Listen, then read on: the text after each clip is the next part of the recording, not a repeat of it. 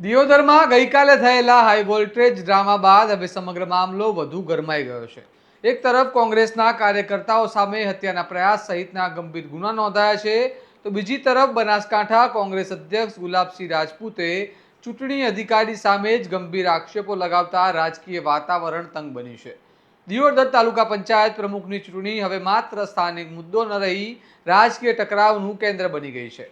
આખરે શું છે સમગ્ર મામલો અને કેમ કોંગ્રેસ તંત્ર પર જ મિલીભગતના આક્ષેપો કરી રહી છે, આવો વિગતે વાત કરીએ આ અહેવાલમાં. નમસ્કાર, હું ચિરાગ વર્ષાબેન, આપ જોઈ રહ્યા છો સભામાન.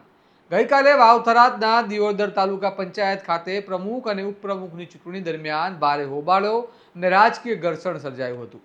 ચૂંટણી પ્રક્રિયા દરમિયાન થયેલા વિવાદ બાદ ચૂંટણી રદ કરવામાં આવી હતી, જેના કારણે કોંગ્રેસના કાર્યકર્તાઓમાં ભારે રોષ ફાટી નીકળ્યો અને ત્યારબાદ ચૂંટણી અધ્યક્ષ તરીકે ફરજ બજાવતા ડેપ્યુટી કલેક્ટર DN કાછડ પર હુમલો થયો હોવાનો આક્ષેપ સામે આવ્યા હતા.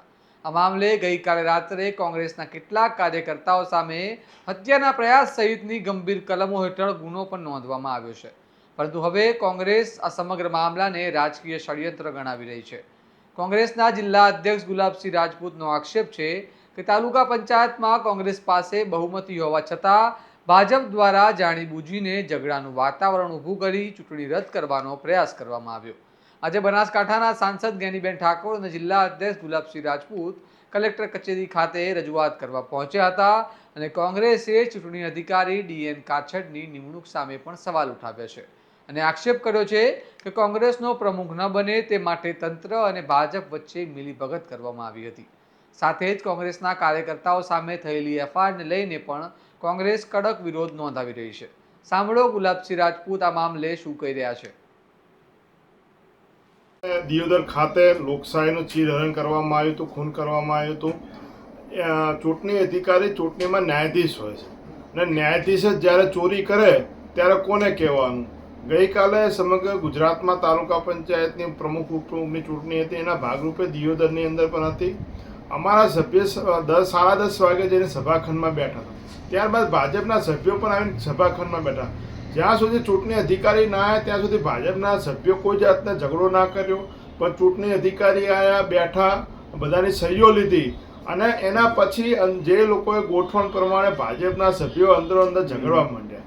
તેમ છતાં ચૂંટણી અધિકારી ઉપર ચાલુ ચૂંટણીમાં ફોન આવતા હતા અને ફોન આવ્યો એટલે તરત એમને ચૂંટણી મોકૂફ છે એમ કહીને પ્રોસિડિંગ લખ્યા વગર ત્યાં મતદાન મથક છોડીને ભાગવાની કોશિશ કરી. ત્યારે લોકો જે કાર્યકર્તાઓ બહાર ઊભા હતા એમને રોક્યા અને ફરથી એમને તાલુકા પંચાયતમાં આવવા માટે કીધું તમે પ્રોસિડિંગ અમને આપીને જાઓ. પણ તેમ છતાં એમના ઉપર જે રાજકીય દબાણ હતું, ચૂંટણી અધિકારીની ભાજપના એજન્ટ બનીને ગઈકાલે આવ્યા હતા. એમને જે ભ્રષ્ટાચારો કર્યા છે એનો જો ફાઇલો ના ખુલે એના ડરથી મને તો એવું લાગે છે કે ગઈકાલે એમનું જે વર્તન હતું ખૂબ દુઃખદ બાબત હતું અને ચોરી એમને કરી, કોઈ જાતનો કોઈ એમની હાથાપાઈ નથી થઈ અને 307 જેવી ખોટી ગંભીર કર્મો કોંગ્રેસના આગેવાનો ઉપર કરી છે. ક્યારે સાંખી લેવામાં નહીં આવે. હવે ચાહે SDM હોય કે પોલીસ તંત્ર હોય, જે અમારા કાર્યકર્તાઓ ઉપર ખોટી ફરિયાદ કરી છે સામનો કરવા માટે ત્યારે એમને પણ રહેવું પડશે. અને આવતીકાલે તાલુકા પંચાયતની ચૂંટણીમાં કોંગ્રેસ પાર્ટીનો પ્રમુખ અને ઉપપ્રમુખ બેસવાના છે. જેટલા પણ એમને સામ દામ દંડ જે પણ નીતિ અપનાવી અમને જેટલા હેરાન કરશો એટલા અમે મજબૂત થવાના છીએ. અને આવતીકાલે જે અમારા કાર્યકર્તા પર ખોટી ફરિયાદ થઈ એનો જવાબ અમે સૌ દિયોદરમાં આપવાના છીએ. સાહેબ, ચૂંટાયેલા સભ્યો અમારા છેક રાત સાંજે 5 વાગ્યા સુધી સભાખંડમાં જ બેઠા, પણ એક બેનને ડિલિવરી છે.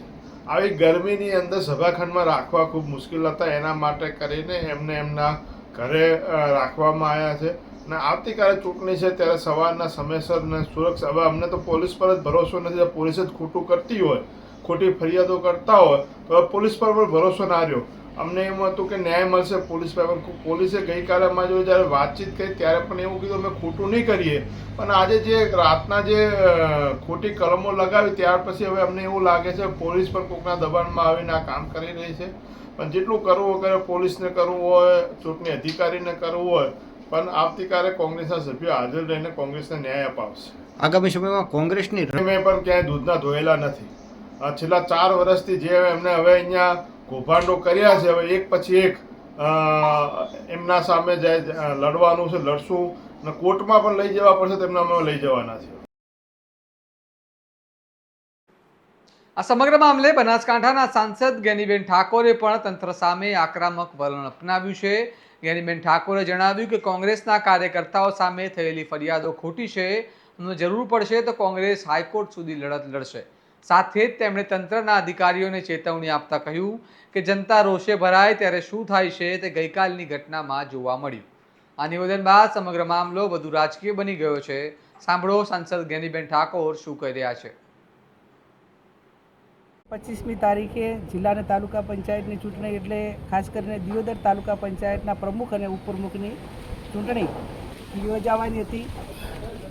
ચૂંટણી અધિકારી તરીકે પ્રાંત અધિકારી હતા. 10 ભારતીય જનતા પાર્ટીના સભ્યો છે અને 12 કોંગ્રેસના છે. કોઈ પણ કારણ વગર એમણે ચૂંટણી મુલતવી રાખી. કાયદો અને વ્યવસ્થા બરાબર જળવાતું નથી એ બાના હેઠળ કરીને એમણે ચૂંટણી મુલતવી રાખી.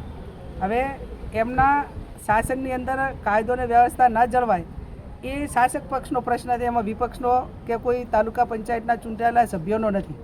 છતાં પણ એમને તાલુકા પંચાયત કોંગ્રેસની ન બને એના માટે કરીને આ પ્રયત્નો કર્યા. એમાં વહીવટીતંત્ર પૂરેપૂરું સામેલ, સરકારના જે કંઈ એમને આદેશ આપવાવાળા લોકો હોય. પણ આજે અમે કલેક્ટર સાહેબને મળ્યા છીએ,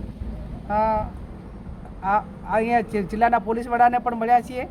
આવતીકાલે ચૂંટણી એ ન્યાય રીતે ચૂંટણી થાય, તાલુકા પંચાયતના સભ્યોને પૂરું પ્રોટેક્શન મળે અને ચૂંટણી અધિકારી તટસ્થ રીતે ચૂંટણી કરે એ માટેની વાત પણ અમે કલેક્ટરશ્રીને આવતીકાલ માટે કરીને વાત કરી છે. અમારા જે 10 કાર્યકરો ઉપર ખોટી રીતે 307 દાખલ કરી છે. ગઈકાલે જે ડીવાયએસપી અને ત્યાંના જે પોલીસ અધિકારીઓ હતા એમને અમને વિનંતી કરી કે બેન અમને પાર્ટી તરફથી તમારા તરફથી સહયોગ આપો અને અહીંયા તાલુકા પંચાયતમાં ન બેસો અને 27 તારીખે તમે બધા સભ્યોને લઈને આવો. પોલીસના કહેવાથી અમે પૂરેપૂરો સાથ સહકાર આપ્યો. અમે અમારા સભ્યોને સલામત જગ્યાએ ખસેડ્યા. આખું વહીવટીતંત્રને જે પ્રમાણે એમની અપેક્ષા હતી એ પ્રમાણે સહકાર આપ્યો. છતાં પણ પાછળથી કોઈ પણ કારણ વગર 307 જેવી કલમ લગાવી અને કોંગ્રેસના કાર્યકરો ઉપર ખોટા કેસ દાખલ કરવા માટેનો પ્રયત્ન એ સરકાર તરફથી ને વહીવટી તરફથી થયો છે. ત્યારે અમે અમારા કર્મચારીઓને કે અમારા જે કંઈ કાર્યકર્તાઓ છે એને બચાવ માટે જે કાર્યવાહી કરવાની થતી હોય, ન્યાયની લડાઈ લડવાની હોય એ લડીશું. પણ પોલીસનું અને પાર્ટીના આગેવાનોનું કે ચૂંટાયેલા પદાધિકારીઓનું સંકલન કર્યા પછી જે વાત હોય એમાં તટસ્થતા રહે એવી અમે અપેક્ષા હાલની તારીખમાં એસપી સાહેબને વાત કરીને અમે કરી છે.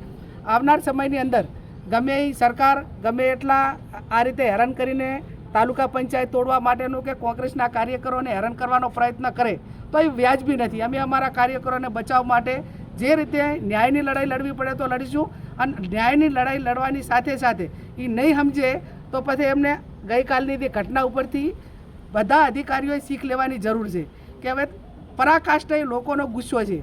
તમે જે વહીવટીતંત્ર ખોટું કરો છો એ એટલી હદે ખોટું કરો છે કે લોકોની હવે સહનશીલતાની પણ પરાકાષ્ઠા થઈ ગઈ છે. એટલે આ સ્થિતિનું નિર્માણ ન થાય એના માટે કરીને આવતીકાલે ન્યાય ચૂંટણી થાય, તાલુકા પંચાયતના સભ્યોને પૂરું પ્રોટેક્શન મળે અને આ તાલુકામાં અને સમગ્ર જિલ્લાની અંદર વહીવટીતંત્ર અને લોકો વચ્ચેની ભાઈચારાની ભાવના અને સારી રીતે ચાલે એવી અપેક્ષા અમે વહીવટીતંત્ર પાસે રાખી છે. એમાં જે સહયોગ આપવાનો થતો એ અમે આપીશું. પણ કોઈ પણ જબરાઈપૂર્વક હેરાન કરવાનો પ્રયત્ન કરશે તો અમે પણ અમારા કાર્યકર્તાઓ માટે જે કંઈ કરવાનું થતું હશે કરશું. કલેક્ટર સાહેબે શું રજૂઆત કરી? કલેક્ટર સાહેબ એ જ રજૂઆત કરી કે આવતીકાલે તટસ્થ અધિકારીની ચૂંટણી અધિકારી તરીકેની નિમણૂક થાય અને અમે એસડીએમની સામે હાઈકોર્ટમાં કે ન્યાયતંત્રમાં કેસ કરવાના નહોતા. પણ છતાં એમને પોતે નામજોગ ફરિયાદ દાખલ અમારા જે પાર્ટીના પદાધિકારીઓ છે, ચૂંટાયેલા જિલ્લા પંચાયતના સભ્યો છે અને ખાસ કરીને જે તાલુકા પંચાયતના 12 સભ્યો ચૂંટાયેલા છે એમના હગાવાલા ઉપર જ એફઆઈઆર દાખલ કરી છે કે જેને એસડીએમ ઓળખતા પણ નથી. પણ એ ભારતીય જનતા પાર્ટીના કાર્યકર્તાઓના કહેવાથી, એમના આકાઓના કહેવાથી, એમના આગેવાનોના કહેવાથી ખોટી રીતે દબાવવા માટેના પ્રયત્નો કર્યા છે. એટલે એ વાત હું માનું ત્યાં સુધી એ ન્યાયતંત્રની લડાઈ તો લડશું, પણ પોલીસે પણ હું માનું ત્યાં સુધી સરકારના દબાણમાં આવી અને ખોટી 307 ઘણી વખત અમે 307 દાખલ કરવા માટે માણસ પથારી વસ હોય તો પણ પોલીસ દાખલ નથી કરતી અને કોઈ ખાલી એક ઝપાઝપીમાં એ પણ કોઈ કારણ વગરમાં, અને એમાં 307(10) માટે દાખલ થાય તો એ પોલીસે પણ હું માનું ત્યાં સુધી તટસ્થતાથી કામ નથી કર્યું એવું અમને લાગે છે. આ બાબતમાં હાઈકોર્ટમાં દાખલ કરવું પડે તો કરશું, એસડીએમના વિરુદ્ધમાં જે કંઈ કરવું પડે એ કરશું, અને ન્યાયની લડાઈ અમે લડીશું. દિયોદર તાલુકા પંચાયતનો આ વિવાદ હવે માત્ર ભાજપ અને કોંગ્રેસ વચ્ચેનો રાજકીય ટકરાવ નથી રહ્યો, પરંતુ તંત્રના અધિકારીઓ પર પણ ગંભીર આક્ષેપો થવાના કારણે મામલો વધુ સંવેદનશીલ બની ગયો છે. હવે સૌની નજર આગામી 27 તારીખે યોજાનારી પ્રમુખની ચૂંટણી પર ટકેલી છે, કારણ કે તાલુકા પંચાયતમાં બહુમતી કોંગ્રેસ પાસે હોવાનું કહેવાઈ રહ્યું છે. ત્યારે લોકોમાં ચર્ચા છે કે પ્રમુખ કોંગ્રેસનો બનશે કે પછી ભાજપ ફરી કોઈ રાજકીય ચાલ રમશે. હવે તમારું આ મામલે શું કહેવું છે? શું કોંગ્રેસના આક્ષેપોમાં તથ્ય છે કે પછી સમગ્ર મામલો રાજકીય દબાણ ઊભું કરવાનો પ્રયાસ છે? અમને કોમેન્ટમાં જરૂર જણાવો, અને આવા જ વિશ્લેષણવાળા અહેવાલો માટે તમારા સ્વમાનને લાઇક, શેર અને સબસ્ક્રાઇબ કરવાનું ભૂલતા નહીં. નમસ્કાર.